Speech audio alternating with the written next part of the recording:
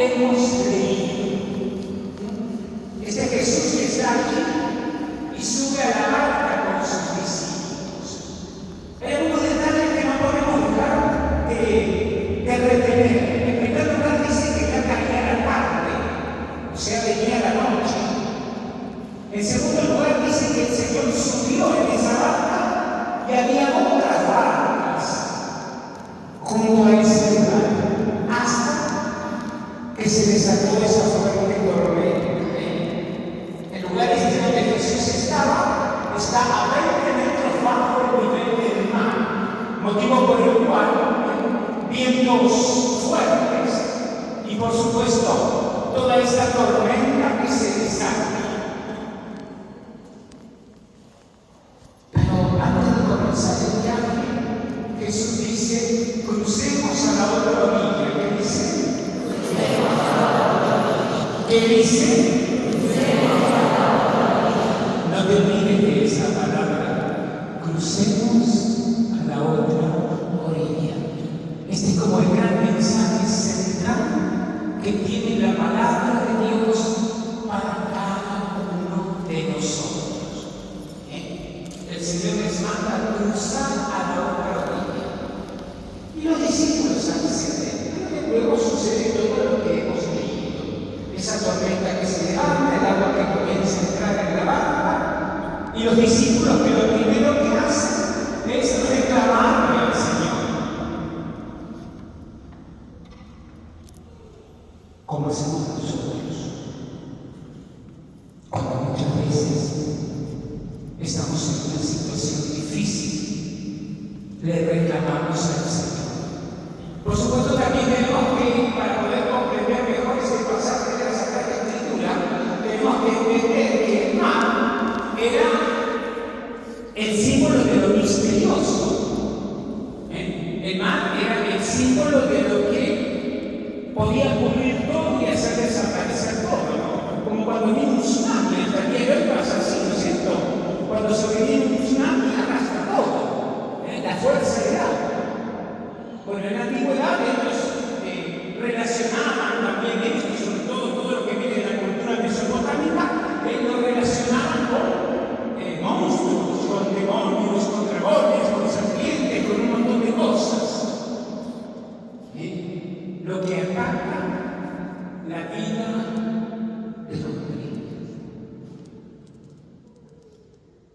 Pero allí ellos están en la barca.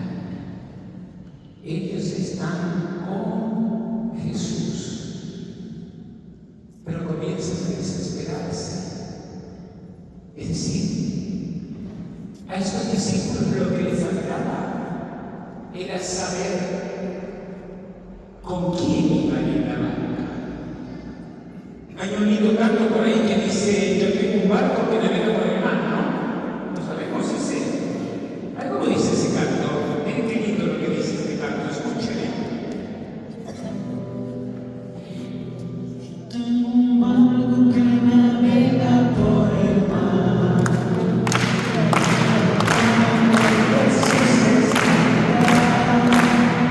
Yo tengo un barco que navega por el mar.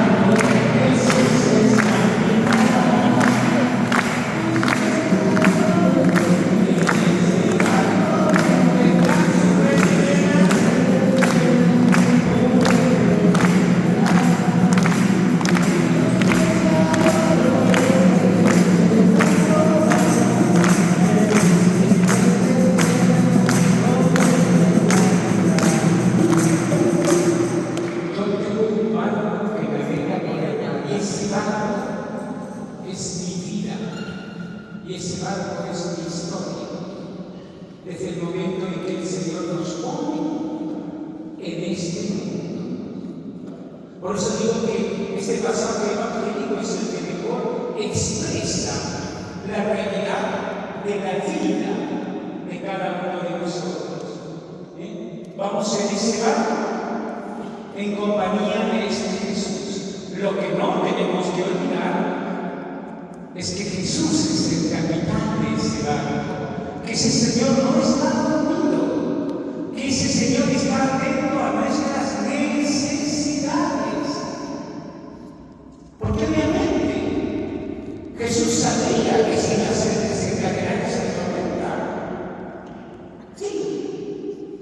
Como Jesús también sabe cuando en tu vida va a pasar esto, va a pasar aquello, va a pasar lo otro.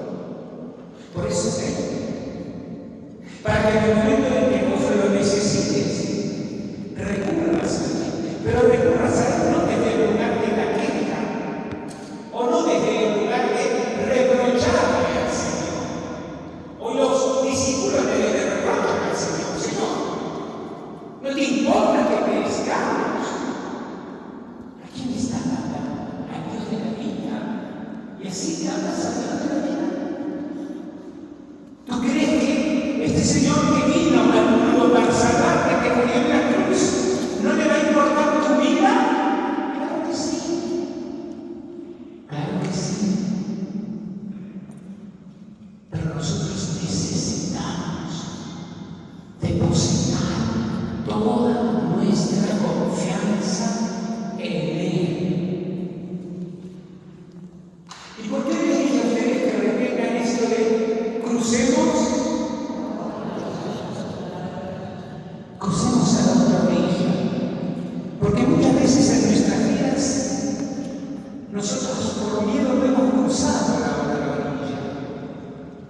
Y por eso muchas cosas van quedando pendientes de nuestro caminar.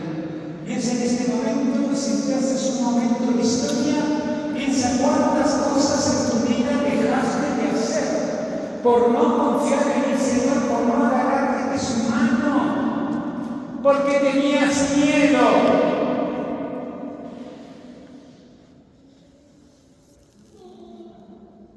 El miedo es la primera emoción que está en la vida del hombre. Desde el seno materno nosotros experimentamos el miedo, ¿no? El bebé cuando está en la panza de la mamá experimenta miedo si hay cambios intrauterinos, si hay ruidos, si la mamá sufre, si la madre sufre fuertes emociones,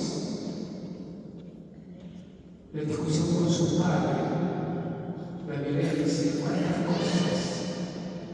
O sea, traemos nosotros este miedo, pero ese miedo no es malo, porque ese miedo de la protección, ese miedo que nos alerta, para que nosotros podamos resguardarnos. El problema está cuando en nuestra vida llega otro miedo, el miedo imaginario.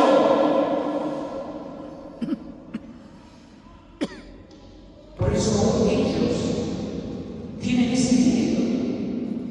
Si estaba Jesús ahí, bueno, sí, entra un poco de agua en la barca, pero el Señor estaba ahí. Y lo que ellos no alcanzan a descubrir.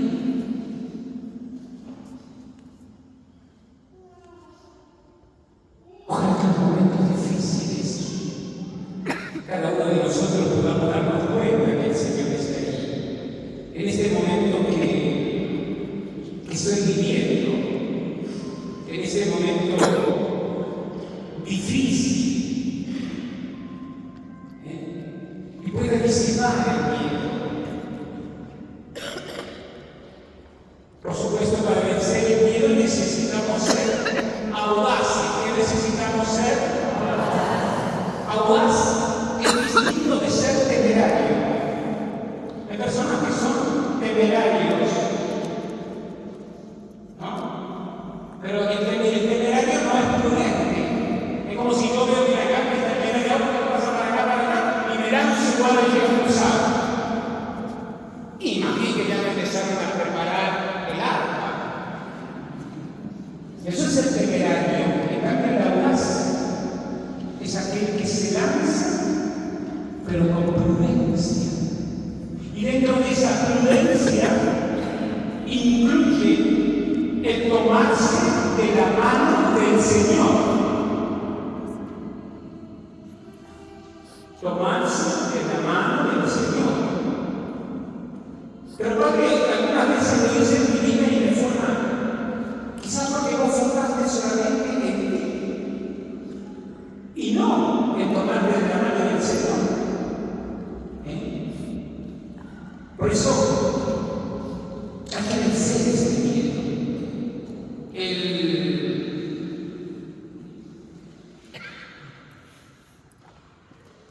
El budismo dice que alguien sin miedo es sobrenatural. Miren qué linda frase. Por eso el miedo hay que confrontarlo. Ver cuánto hay de real y cuánto hay de imaginario en mi vida. Nosotros muchas veces, como estamos dependiendo de ese miedo imaginario, como dicen vulgarmente, nos hacemos la cabeza. Mañana yo tengo que ir a hablar con mi jefe en el trabajo, pero ya empiezo a pensar hoy. ¿Y qué me va a decir?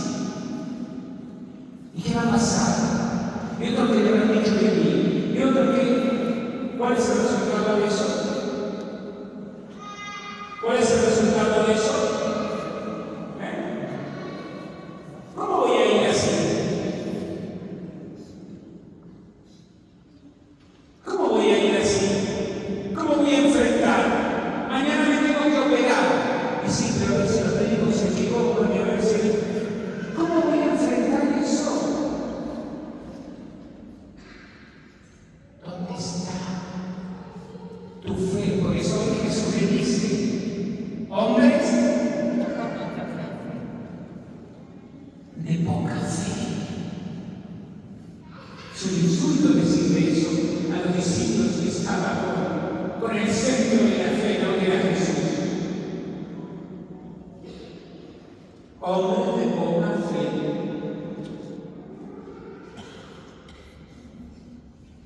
Y por eso hoy el Señor hace algo que nosotros deberíamos aprender en nuestras vidas, y es reprender el espíritu del mal. ¿Qué cosa? Reprender el espíritu del mal. Yo reprendo al mal en el nombre poderoso de Jesús. Yo reprendo esta situación en el nombre poderoso de Jesús. Estas no son palabras. Tiene que ser lo que yo vivo en mi vida. Por eso a veces yo he visto las críticas y comentarios. He visto algunos que dicen que reprenden al mal. Gritan como loco. Yo no le digo a uno, pero el demonio que es sordo, que le gritaba así. Pobre demonio, la gente se amable, pero no la tanto.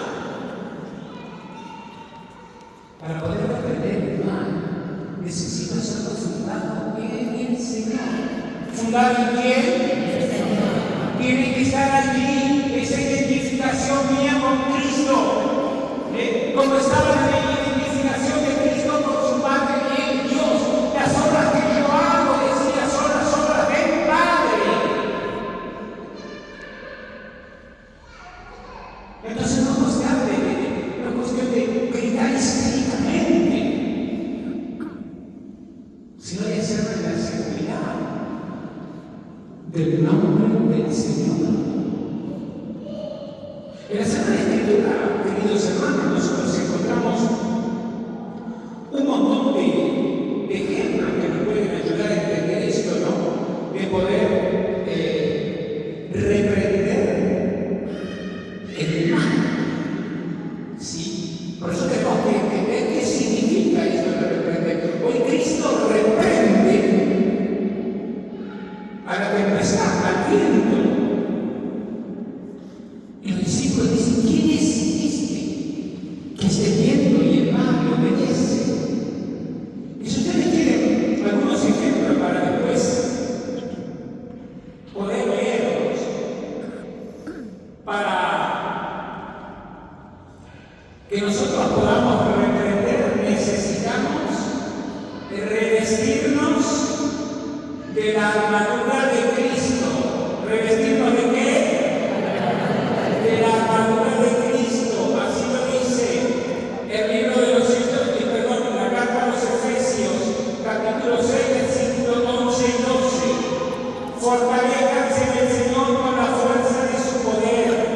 Revístanse con la armadura de Dios para que puedan resistir las sencillas del demonio. Porque nuestra lucha no es contra enemigos de carne y sangre, sino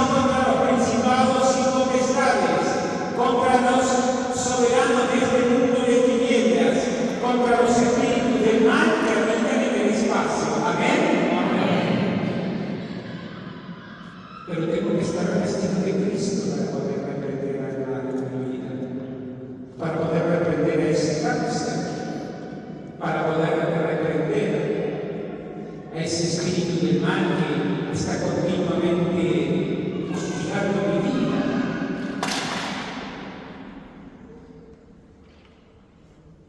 Pero tengo que estar revestido de la armadura de Cristo. Alguien me podría decir, y bueno, padre, yo si quiero voy y reprendo al mal, reprendo al enemigo, ¿y qué me va a pasar? ¿Quieres saber qué te va a pasar? Si vos vas a reprender y estás con esa armadura de Cristo. Enseguida te lo digo. El libro de los Hechos de los Apóstoles, en el capítulo 19, versículo 11 y 16 dice: por intermedio de Pablo, Dios realizaba milagros poco comunes, hasta tal punto que al aplicarse sobre los enfermos, pañuelos o lienzos que había tocado el cuerpo de Pablo, aquellos se curaban y quedaban libres de los malos espíritus. Y la quebrada siempre estuvo. Ya también en aquel tiempo, mira, algunos exorcistas ambulantes, había exorcistas ambulantes, hicieron la prueba de pronunciar el nombre del Señor Jesús sobre los poseídos por los malos espíritus, diciendo: yo los conjuro por este Jesús que anuncia Pablo. Un cierto Sebas, sumo sacerdote judío, tenía 100 hijos que practicaban exorcismo. Tenían el negocio del exorcismo esto.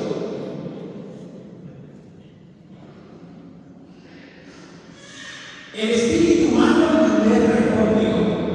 El espíritu humano le respondió: yo conozco a Jesús y sé quién es Pablo, pero ustedes, ¿quiénes son? Y el hombre poseído por el espíritu humano, abalanzándose sobre los exorcistas, los dominó a todos y los maltrató de tal manera que debieron escaparse de esa casa desnudos y cubiertos de heridas. Tomar. Así que si vemos en estos días que alguno que sale desnudo y quiso reprender un demonio sin estar preparado, sin estar con la armadura del Señor. Por eso fíjense que los demonios, cuando Cristo iba a reprenderlos y a expulsarlos, ¿qué le decían? Yo sé quién eres, el Santo de Dios. Acuérdense de los endemoniados de Gerasa que estaban entre los sepulcros, cuando le dijeron por favor que si lo iba a sacar de ahí, los enviara a esa tierra de cuerpos que había ahí cerca, porque ellos sabían quién era. Ahí está el poder. Ahí está el poder. Por eso no es porque usted mire cualquiera que venga a decirle que yo que. A ver. No quiero cometer ningún problema de que, para que lo digan. Recién hablamos de esto que tenían el negocio. Acá tenemos otra, esta es una divina. Hechos 16, 18. Un día mientras nos dirigíamos al lugar de oración, el Señor le encuentra una muchacha poseída de un espíritu de adivinación, que daba mucha ganancia a sus patrones adivinando la suerte. Pero esto ya estaba en tiempo de la Escritura. Pero qué cosa se pregunta cuando se tiene la Escritura, porque se pone el negocio de esto. Esos negocios no tienen ustedes, digo, los que no vinieron, ¿no? Ella comenzó a seguirnos a Pablo y a nosotros gritando: esos hombres son los servidores del Dios Altísimo, que les anuncia a ustedes el camino de la salvación. La divina reconocía quiénes eran ellos. Así lo hizo durante varios días, hasta que al fin Pablo se cansó. ¿Te imaginas lo que es tener a una mujer divina todo el tiempo atrás tuyo, diciéndote toda esta cosa? Entonces Pablo contó con los salmos. Y dándose vuelta, dijo al Espíritu: yo te lo veo en el nombre de Jesucristo que salgas de esta mujer. En ese mismo momento el Espíritu salió de ella. Amén. Hermanos, esto tiene que ver con reprender al mal, y esto es lo que tenemos que aprender los cristianos.